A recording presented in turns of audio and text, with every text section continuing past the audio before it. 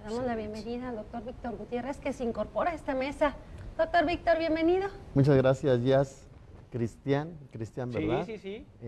Jorge René. y René, pues, y al querido público que nos hace favor de recibirnos en su casa. Bienvenido, doctor Víctor. René, bueno, pues una de las situaciones que podemos darle la razón o no sé tú qué opinas, es, bueno, pues ya pasó casi una semana de los acontecimientos de Uruapan. No ha habido, bueno, pues ni siquiera vinculados a proceso, no hay avances de la investigación. Se había dicho que había 14 detenidos en Guanajuato, en otro estado, pero eso nos habla de cómo está la violencia aquí en Michoacán, que la gente anda impunemente cometiendo delitos. Sí, ya definitivamente es una realidad que en nuestro estado, el Estado de Derecho, se encuentra muy lastimado. Yo quisiera pues rescatar algunas cuestiones de estos comentarios que hace la lideresa del partido Morena, sobre todo en el sentido de que, bueno, ¿qué tanto también es un golpeteo político? Me parece que por ahí va. Se ha mencionado que Michoacán no está entre los 5 estados más violentos del país, no es de esos 5 estados, pero sí, por ejemplo, es de los 5 estados más pobres. No tiene Michoacán, no está entre las 7 u 8 ciudades más violentas, ninguna de sus ciudades es entre las 8 más violentas del país, pero sí tenemos uno de los municipios más pobres del país, ¿no? Sí tenemos, de hecho tenemos 3 de los 10 municipios más pobres del país. Entonces, me parece que por ahí sí va alguna cuestión más política. ¿Por qué? Porque últimamente algunos políticos de Morena se han encargado de decir que, bueno, por ejemplo, que los estados más violentos del país los gobiernan, tienen gobiernos del PRI y del PAN. Y entonces ahora, bueno, pues viene a decir Yedecol que, bueno, pues que ese también es de los más violentos porque es gobernado por el PRD. ¿Qué tanto es un golpeteo político? Me parece que va por ahí la cuestión, sería mi análisis es en ese sentido. Y bueno, lo que sí preocupa es esta situación de la falta de vinculados a proceso, de la falta de detenidos, de la ausencia de estas personas que vayan a la cárcel, que se diga, que se vean acciones gubernamentales por parte de la autoridad y que la gente se sienta segura, porque finalmente una cosa es que no tengamos estos índices delictivos que lleven a la entidad a los primeros sitios, a estos deshonrosos primeros sitios de violencia, pero eso no significa que la percepción que se tiene del Estado sea de un Estado inseguro. Una cosa es la realidad y otra cosa es lo que sucede en la percepción. Y yo creo que en la percepción continuamos siendo uno de los estados más inseguros. Concuerdo con Jorge en lo que comenta sobre la cuestión de la percepción hacia afuera del Estado. Mucha gente a mí me pregunta, oye René, ¿realmente lo que está sucediendo es tan peligroso? ¿Sí es cierto? ¿Sí eran 19 muertos? ¿Y sí es cierto que estaban sin cabezas? O sea, cosas así muy que antes no te preguntaban. Y vale la pena ir a Morelia, y en Morelia cómo están las cosas. ¿Y qué les responde, René? Pues yo les respondo que se vengan, que la ciudad sigue siendo muy segura. Yo siempre he sido un ferviente creyente de que, bueno, pues la capacidad turística que tiene el estado es incomparable. Claro que vivimos en un estado muy bonito, que la ciudad de Morelia es una de las ciudades más bellas del país. Entonces, pues yo siempre invito a las personas a que vengan, claro, como andar con cuidado como en cualquier lugar, como anduvieras en el DF, ¿no? Y bueno, pues si les digo, vengan, no pasa nada, hay que hospedarse, hay que andar con cuidado nada más, con estas prerrogativas. Sin embargo, me parece que pues la ciudad sigue siendo y el estado sigue siendo un potencial turístico que debe de ser aprovechado. Así es. Me gusta mucho la pregunta que hizo Jazz hace unos minutos y me sigue recordando que creo que hay un gran problema en las autoridades de este país, Víctor, la comunicación. Creo que ahí no les está resultando del todo positiva. Mira, por ejemplo, en Uruapan, decía Jazz, hacía referencia a los asesinados de la semana anterior, y efectivamente no hay hasta el momento detenidos y tenemos aún presente la noticia en la cabeza. Sin embargo, hoy, por la madrugada que me puse a hacer mis actividades profesionales cotidianas, me encontré con unas cifras muy interesantes, pero que difícilmente aterrizan en las mesas de análisis o en los espacios noticiosos. Hablando de Uruapan, Y esto es una nota de hoy, ¿eh? De hecho está en un portal de noticias local.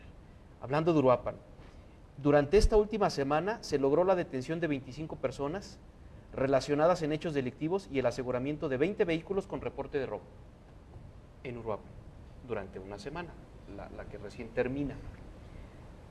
Desde luego, y eso lo sé, el doctor me va a corregir porque además él sí es psicólogo, pues el impacto de ver colgados cuerpos humanos se te queda anclado al cerebro no sé por cuánto tiempo. Pero ya si hablamos de detenciones, robo ordinario, recuperación de vehículos, pues pasa desapercibido. Entonces, a ver, doctor, pregunta muy concreta. ¿Con qué nos quedamos? ¿Con los colgados en los puentes de Uruapan, los descabezados? ¿O con una chamba trabajo hormiga que existe, pero que nadie ve y de la que nadie comunica nada? Bueno, Hannah Arendt Muy bueno. creo que hizo uno de los libros más bellos y más espeluznantes que existen. Se llama La banalidad del mal, Heisman en Jerusalén. Es sobre todo este proceso del holocausto de los nazis contra el pueblo judío. Entonces se preguntaba cómo era posible que habían aceptado los que participaron en llevar en trenes a los judíos para incinerarlos. ¿Cómo era posible que hicieran su chamba como cualquier otra chamba? O sea, que no pensaran que iban niños, mujeres, hombres, y en ese tren de la muerte iban a ser calcinados. Y respondieron, y me pareció una respuesta en cierto sentido, pues mediática, una respuesta utilitaria, ¿no? En el sentido de que dicen, era mi trabajo. Recibían órdenes. Recibía órdenes, Recibían órdenes. y era el trabajo hacer ese. Inclusive lo lleva magistralmente a un libro que se llama El lector. Para mí también es uno de los libros más bellos, ¿no? Este es de algo, ahorita se me olvidó el nombre. Es un libro pequeño, El lector, y es una persona que no sabe leer, pero ella precisamente es acusada de cómo permitió que se llevaran estas personas en trenes para ser incineradas. Entonces, algo que nos debe llamar la atención sobre lo que pasó en Uruapan, que no puede pensarse ni imaginarse, es, yo no sé si la persona que estaba debajo del puente es sumamente cínico o es un verdadero perverso. Debe llamar mucho la atención que el Señor dijo que él se dedicaba a su trabajo. Sí, escuchó que cayeron unos cuerpos, volteó y vio que cayeron unos cuerpos y otros estaban colgados. El Señor no fue para decir, inmediatamente cuando vi eso, llamé a alguna autoridad, a alguna ambulancia. O sea, ¿a dónde hemos llegado? Que la maldad, el dolor de los demás ya no nos conmueve. Pero Hemos él llegado... decía, doctor Víctor, Sí. que él se podía convertir en el número 20. Pero entonces tendríamos un rasgo de humanidad, y ahí vimos que el hecho, eso y enfocar las cámaras, como dice el doctor, el hecho de darle cámaras y todo, oiga esto y lo otro, y decir, no, yo mi trabajo, tengo familia, que esto y que el otro, quiere decir que entonces toda la gente va a ser indiferente al dolor. Caemos en lo que ya planteaba, vuelvo a decir, Hannah Arendt en este extraordinario libro, y creo que el Señor ahí tendría inclusive una responsabilidad. Bien. Todo mundo allá más o menos sabe cómo se mueve. Ahora, hay otro punto muy importante, que se está criminalizando a las personas que murieron. No sabemos si efectivamente correspondían a un grupo criminal o no. Claro.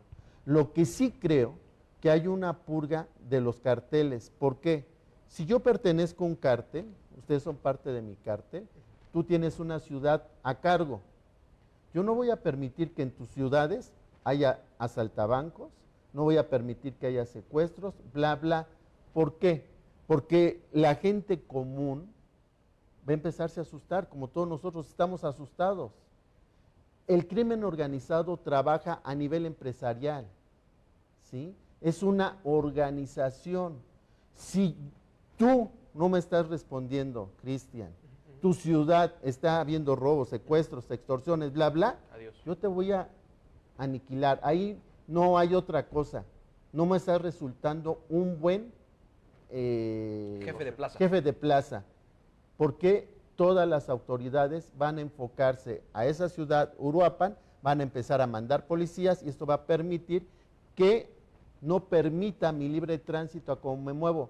Por eso, algunos grupos criminales, si ven, han encontrado cuerpos destazados con un letrero que dice, esta persona es tal. Por ahí algún comentarista me decía, es que no debemos creer en lo que dice en los criminales. Todos tenemos cierto grado de criminalidad. Entonces, es una cosa lógica, sí. No, rápidamente, doctor, perdóname que Sí. te quite la palabra de esta forma. Nos tenemos que ir a una pausa. Ah, claro. Rápidamente, pero regresamos contigo y regresamos con nuestros invitados, con Yasmín. Gracias. Bernard Schlink, ¿cierto? Berna Slim, por favor, El lector. compren el libro, es bellísimo. Se sientan, no tienen el tiempo. Caramba, bellísimo. Es un libro así de anagrama. Sí, Vamos a así leer. es. Bueno, vamos a una pausa, no le cambie, regresamos.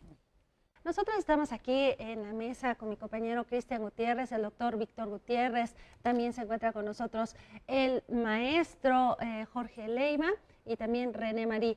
Jorge, ¿querías comentar algo? Te vi muy animado. En relación a la deshumanización de la que hablabas, de repente desarrollamos actividades en las que es muy común tener contacto con situaciones trágicas, ¿no? Como es la pérdida de una vida humana y de repente lo manejamos con tal naturaleza que se nos olvida que estamos hablando de personas.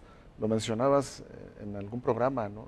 Las personas que fueron colgadas, no sabemos quiénes son, pero si vemos al interior de la sociedad, pues todo el mundo lo ve ya prácticamente de manera normal. Esa es una parte alarmante, ¿no? E inclusive se refieren a ellos como los muertitos, los colgados, o sea, siento yo que hasta de una manera despectiva, que era un tanto lo que comentabas, doctor, en relación a las expresiones del señor que vende hamburguesas, ¿no? Lo vemos a todos los niveles, ¿eh? La verdad es que sí, de repente no dejan de sorprenderme algunas declaraciones de funcionarios públicos que inclusive transmiten esa deshumanización. Yo creo que es una pérdida de conciencia la que conlleva a estas situaciones y resaltar también lo que decía el doctor René. Al exterior del Estado, la percepción es que es un estado de total inseguridad y no es así. Lo dije y lo ratifico, vivimos tranquilos, vivimos bien, la gente puede venir sin problema, entrar, salir, disfrutar de todas las bellezas, las riquezas naturales que hay acá.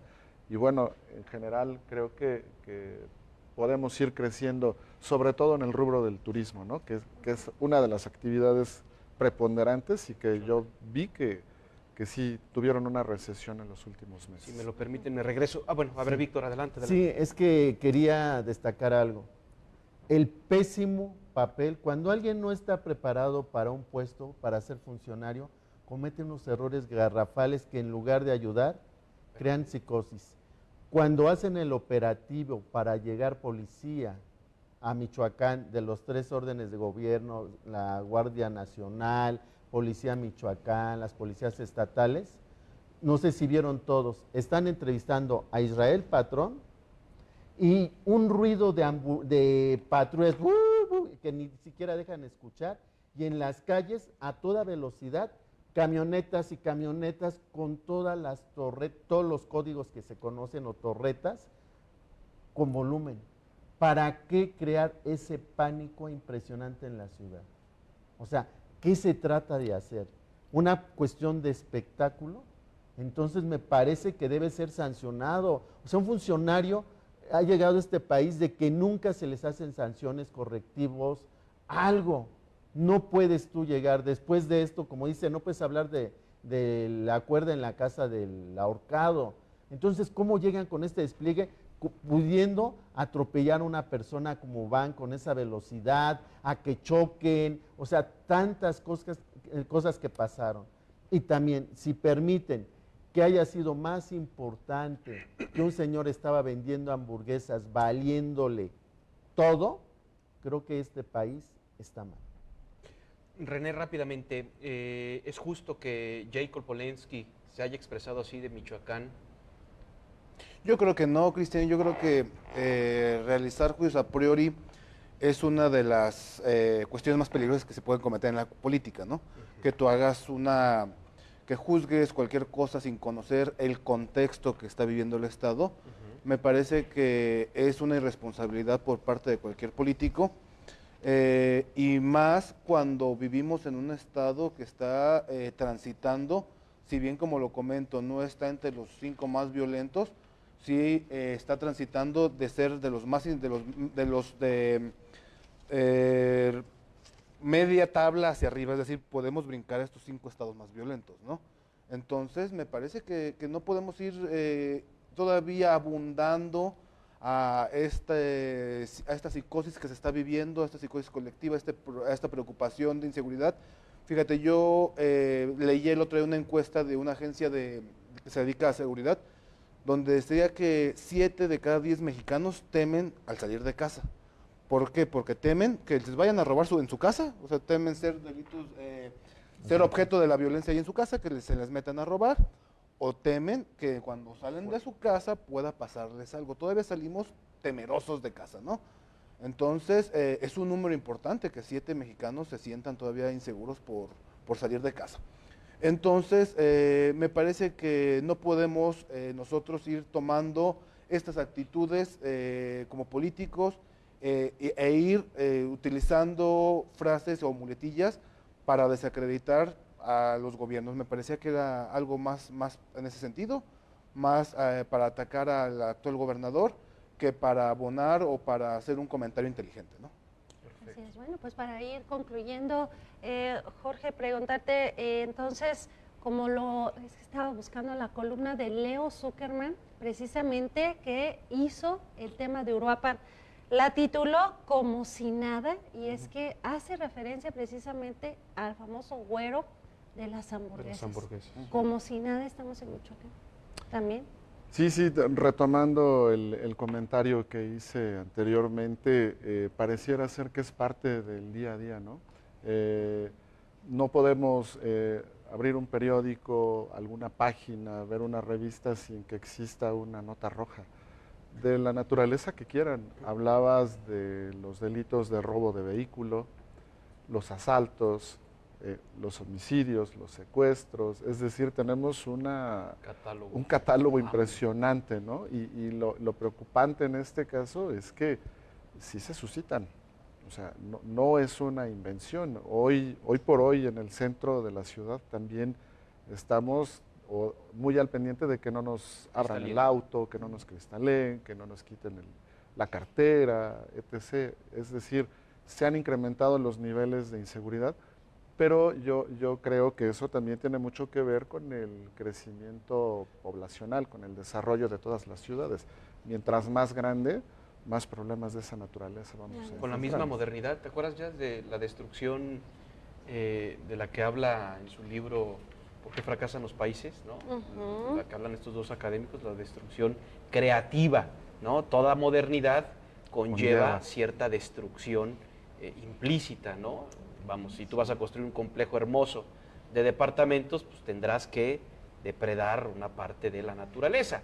El tema es qué haces, ¿no?, con esa depredación. En fin, bueno, esto es muy interesante. Nos tenemos que ir. Ya no, sí. Ya nos tenemos que ir, pero les agradecemos a los tres. Muchas gracias. Gracias. Esto de como si nada.